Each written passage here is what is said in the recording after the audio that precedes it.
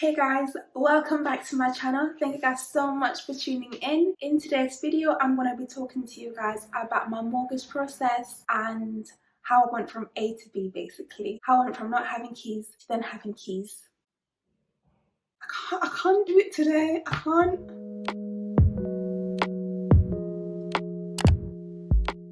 So the first thing I did was to do some research into the areas that I wanted to buy a house in. For me personally, I was quite flexible. I didn't really have a set area in mind. I was just quite happy to look everywhere, basically, well, within the city that I live in. So I didn't have a specific area that I wanted, but if you are looking, some of you might have like a specific area that you want. So do some research on where you want to live, basically. If you want to live near a school or if you want to live near a train station, I don't know, just look at where you want to place yourself. That was one of the first things that I did before I did anything else. Just had a look, see what the prices are. So once I figured out which areas I was interested in, the next thing that I did was to speak to a mortgage advisor. I could have gone to a bank, but I feel like going to my bank is just, you only get what your bank can offer you, so you can't really see what other banks are offering. So I decided to go with a mortgage advisor first. I went in there to speak to them, took obviously things like my ID, my bank statements, and told them how much deposit I had and what areas I was looking into. And from then he then gave me a mortgage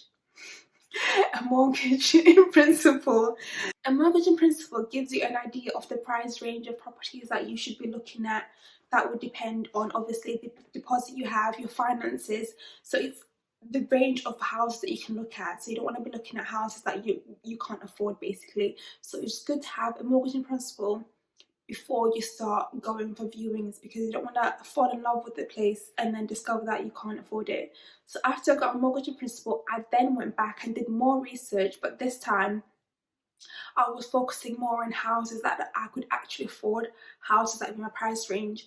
And what I didn't want was to go right at the top of my price. I wanted to stay somewhere at the low end or in the middle range of that price. So then after I'd got that mortgage principle, I then booked viewings. I used Zoopla.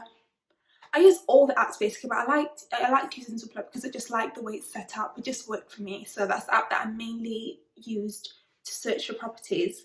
And then I went for a lot of viewings. This was around beginning of November time. So I went for a lot of viewings and none of the houses did it for me. Like, I just didn't like the houses at all. I just didn't have that feeling that you're supposed to have, like when you really like something. I would walk into a house and it just wasn't working for me. So it got to a point where I just felt like I was never gonna find a house that I like in my price range. And the house that I actually ended up buying, I'd sent that link to my mum. I said to her mum, this is the one, I really like this one. But my mum was like, have you seen the bathroom though? There's not even a toilet upstairs. Like, she just didn't like the house. So that made me feel a bit like, oh, if she doesn't like it, like maybe we shouldn't go and see it.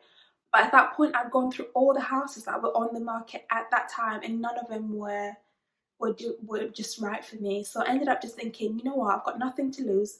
I'm gonna book a viewing for this house. We're gonna go and see it. If it's not right, then it's not right, and we just leave it at that.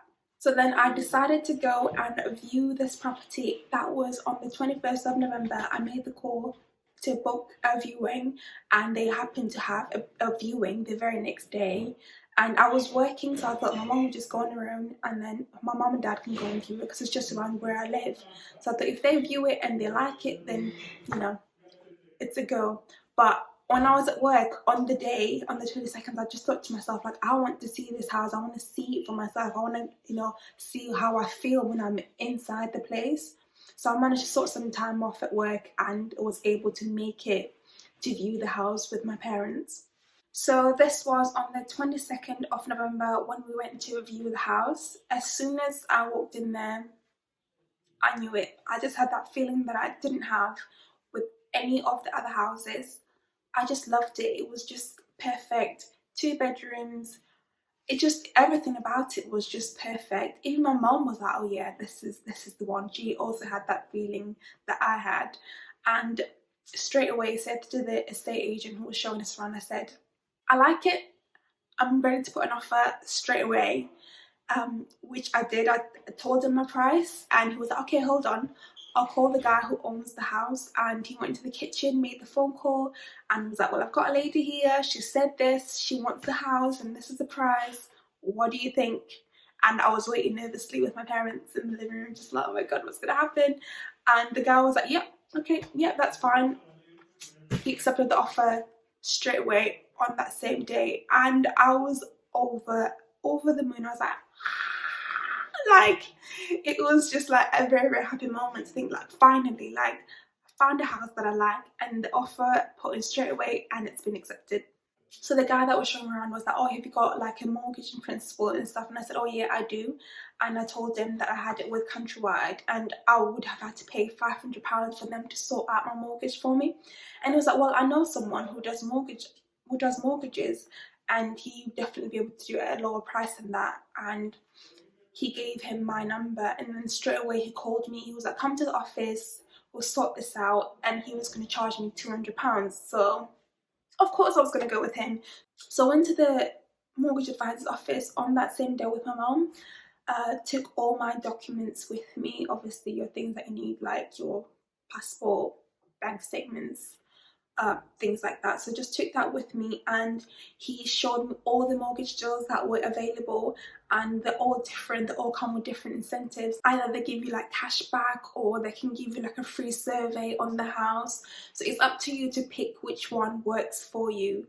So after having a look through a few different deals that were available, I then decided on one that I felt was suitable for me. I then went home, and the mortgage advisor applied for the mortgage. After a couple of days, I received a message from the bank saying that they'd received my mortgage application and that they'd booked a survey to be done a couple of days later. So this was on the 25th, and the survey was booked to be done on the 27th. In the meantime, I had given my mortgage advisor the solicitor that I decided to go with. So you also need to make sure that you save up enough money for your solicitor's fees, because they can be quite costly. I mean, mine was like 870 something pounds, so it's not too bad, but I know that they can be at least over 1,500. I think it depends on where you live and which solicitor you go with. So, you know, make sure that you have enough money saved up. A couple of days later, I then received a message from the bank again to say that they had done the survey and that they were happy to give me a mortgage. I know! So it was all happening quite fast. From there, it was really up to the solicitor to take over.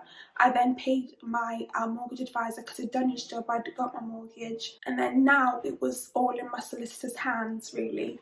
And then end of November, I'd received some paperwork from the solicitor, you know, just to sign and send back with all my details on it and where your money is coming from, because I want to know how you've got that deposit, basically. Because if it's coming from like your parents, if it's a gift, you have to declare that it's a gift, and your parents would have to sign a form to say that it is a gift. So I had all of that to fill in and send back to the solicitor, and then I just waited.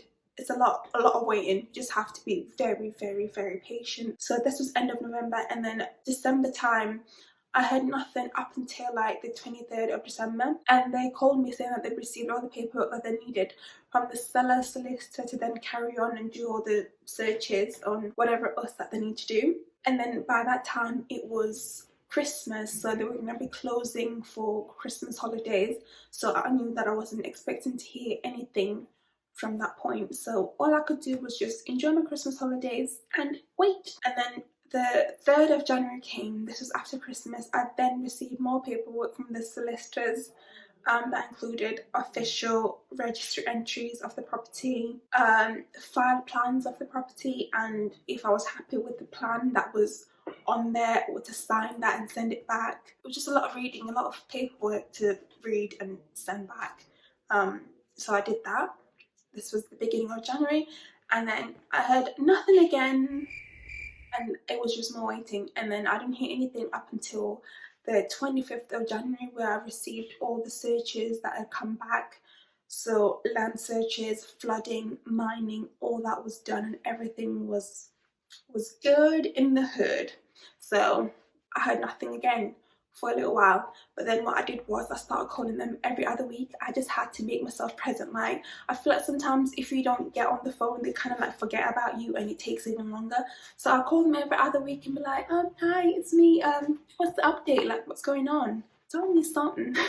And they were basically saying to me that they were waiting for some inquiries that they sent back to the seller solicitors, and they were waiting for replies on that, which was fair enough, but it was just taking a very long time. Well, you know, it was just taking a while, and I'm not a patient person. This was really testing my patience, and you have to be able to just wait and trust the process at this point. And then finally on the 26th of February, I then received the contract.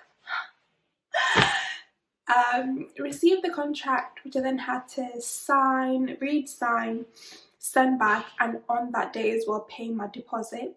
Or I didn't have to pay on the same day as I received it, but I had to like sign the contract, send it, and then pay my deposit to the solicitor, and also pay the rest of the conveyancing charge, because at the beginning I'd just paid half of it for them to get started to do the searches and everything. So then on the 26th I signed my contract and then paid the deposit, and then all I could do was just wait, and the solicitor was emailing me back and forth. At this point she was quite good at talking to me. And then now we are in March. So on the 1st of March, this was when the exchange of contracts took place. I don't really know what happens on the exchange contracts, but I'm guessing solicitors meet up and they exchange contracts. And on that day as well, I think a couple of days before that, she actually asked me what date I wanted for completion, and I picked the 6th of March. And then on the 1st of March is when the actual exchange of contracts happened. So I'm guessing the solicitors met, exchange contracts. I don't know these things, but I just know that's when exchange happened, on the 1st of March. And then she sent me an email to say that exchange took place and that now completion will be on the 6th of March. So on the 1st of March, exchange of contracts took place, and the date for completion had been agreed to be the 6th of March. And I got confirmation from my solicitor to say that everything had happened and everything was good, the contracts had been exchanged, and that we were still going ahead with the 6th of March for completion. And then finally, the 6th of March came around. I went to pick up the keys in the morning. I booked a day off because I just thought I'm just too excited to be at work for this. I booked a day off, and it had just been like, I could just like breathe for a little bit. It was a long journey. It wasn't easy. It was a bit stressful at times, going back and forth with the solicitors, waiting, not knowing what's going on. But you know what, I'll do it all again because it was worth it in the end. I'm really happy with my house. Obviously now I've got different stress because I'm just like, all these bills are coming left, right, center, up and down, sideways. Like, it's expensive. And another thing I want to say, if you're doing it on your own, it's really, really difficult. If you have a partner, I suppose I wouldn't say it's easy, but it's easier because you have someone there that you can sort of share bills with and just share the stress with. So if you do want to buy your own house, you know, I completely encourage you to just go for it. Even if you're just by yourself, you can do it. Just keep persevering and know that, just believe in yourself. Like, it's possible. Like, I didn't think that I would be able to be in this position, but I'm very fortunate that I'm staying at home and I'm able to save up a bit more each month. But I'm very happy that I did it. I'm very, very proud of myself. It's an achievable thing. So I hope you guys have enjoyed this video and found it informative. If I've left anything out that you want to ask me, feel free to leave that in the comments, and I'll see you guys in my next video. Bye.